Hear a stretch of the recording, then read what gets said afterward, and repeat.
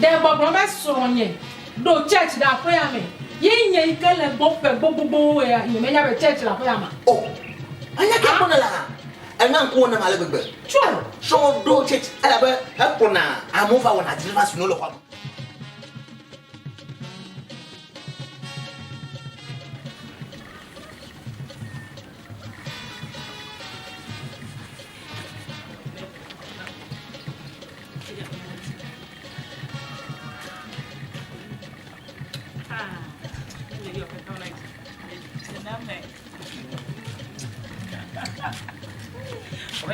o man bala o na mi kede ka e bela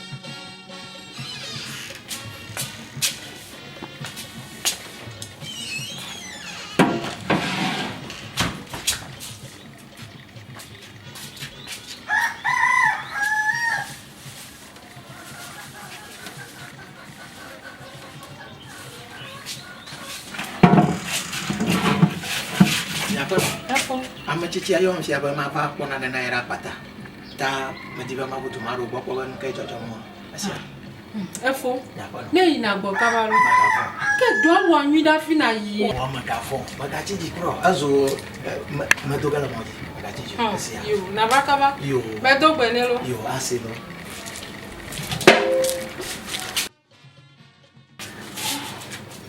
kame tanu ya hado anonde kajimala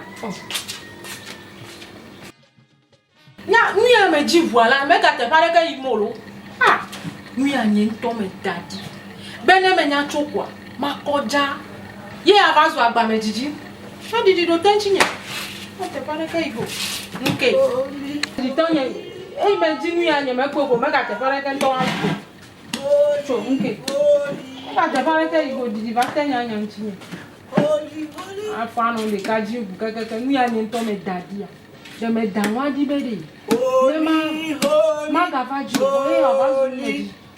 Oh, the God. Oh, God. Amenyo. Says, Fika inele. holy, Pula Bibla. holy, holy. Agafu mauda. Tegbe amen. Fika inele pula Bibla. Church wherever. Eva church. Le fika. Ah, pas mon fille. Amenyo church do la pe ama.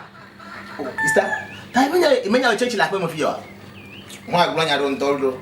Amenyo nya ka ya gbole ha. Ele do ku me fia tutu to fi nya ya gblo na ma. Ah, sister me church la pas mon fille. Sodo church la pas mon fille, menya sodo church la pas mon fille. Amenyo.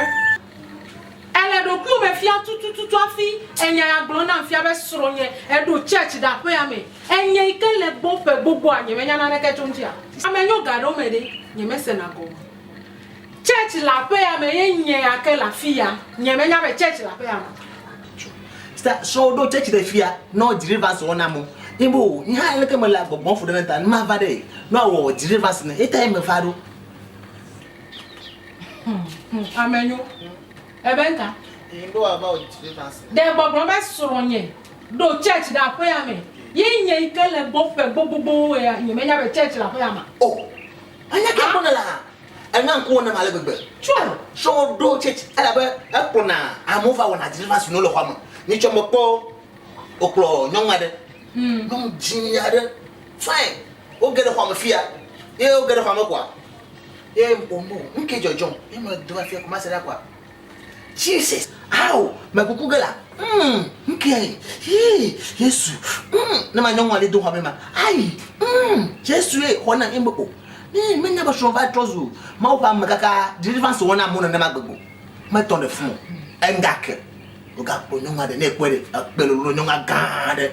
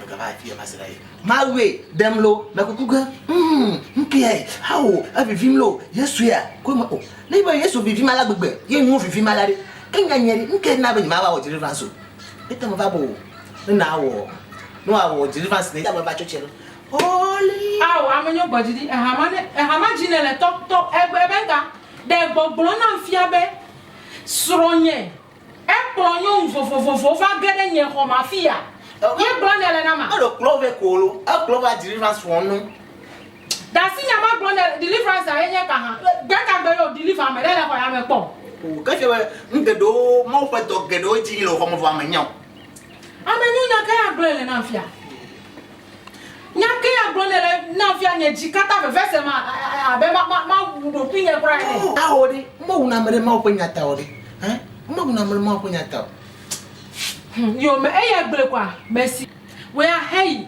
nya peto ne gbo na deliverance ya onyo wo provava ona la fia ma semele gbonwi ye gba pro mi godo ga esia oh sister you ne ga jojo na de na manya ma pere nyansia amenyo me be merci wa hey kro nya ola we are hey holy holy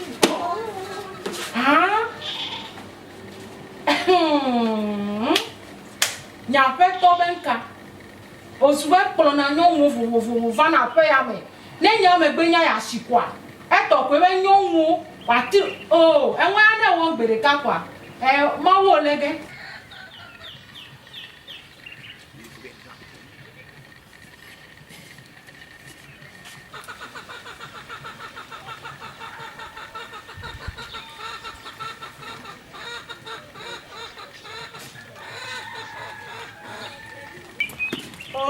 Oh, Amenyo, I'm dankudi. Oh, fike jo. Church me vai. Vai, o chechi amaleju a. E ko motro vai na fa. Amenyo. Kaka ni ana dole. Church de ni ana do a. Oh, atro fia ko motro jimeta. E ko madung de share. Amenyo. Ya fike church ala. Wa afamo goji, afamo. Afanya ma. Afi nyanto mala fa ma nyama nyama church la fa mo. Amenyo. Agbe manado jona vo a.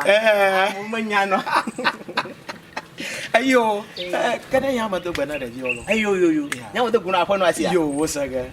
Pastor. Amenyo. Pastor. Aya kaye. Amenyo nya yo be pastor.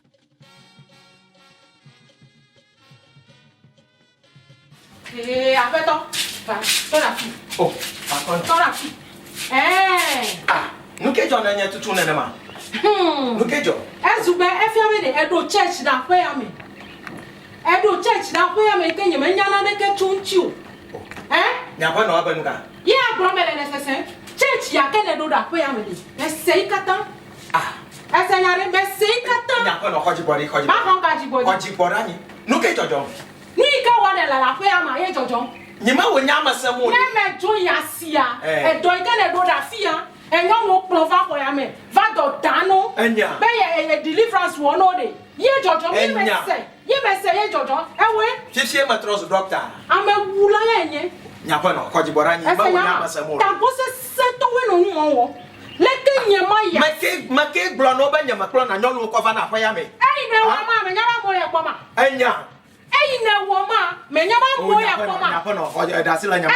Dasila nya mangula. Enya mama la ta. Abeto dankudi evodi. Malata po. Malata. Nya je. Oh nya kwa no dasila. Oh glo na nya. Afa ya ma nya pro mi no ga wa fifi na mi kwa pro la. Wonya iglo na la nya ma nya tala nya no lo. Enu kufo ya wo ne me gbe ne me ya sia. Wo glo mele. Nya kwa. Bebe na kaka shintinyo. Ame wula ye nye me ga le bloquer. Oh nya kwa no nya. E ko me de wontu. Mi place sur be mo pe na no nyom vovovo klo no fafa. Nya kwa no nya ke ya klo na la. Ago ma klo be na afo Amenyo no ke. Sister I play ma klo be ni ya. Oh enya. Enya ma ba to be na. Tara bia. Amenyo no ke jojo la sia. Nyeti e so la siwa. Nya awe ya.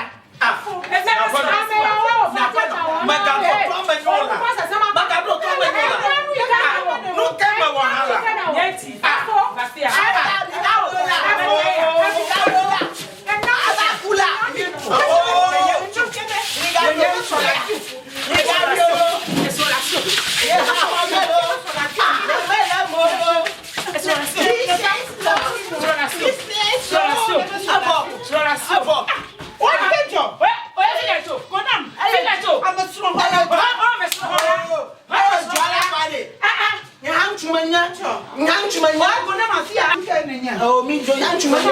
Ne ka ba fo tonti. Fo tonti. Ka ta fi ba la podo. Am do me glela. Ya body.